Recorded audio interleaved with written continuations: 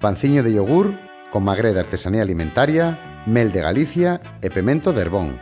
Comezamos coa masa do noso panciño, 250 gramos de fariña, 250 gramos de yogur natural de produción ecolóxica e artesanía alimentaria e un chisquiño de sal.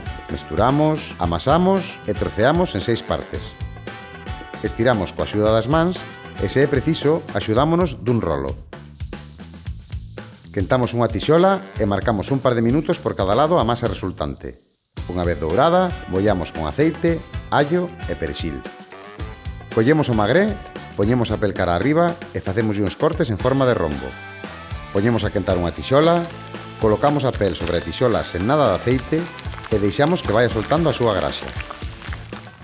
Retiramos e deixamos a refriar dentro da graxa. Por último, tomamos o pemento de Herbón, que teremos frescos e tamén encurtido nunha salmoira durante 7 días.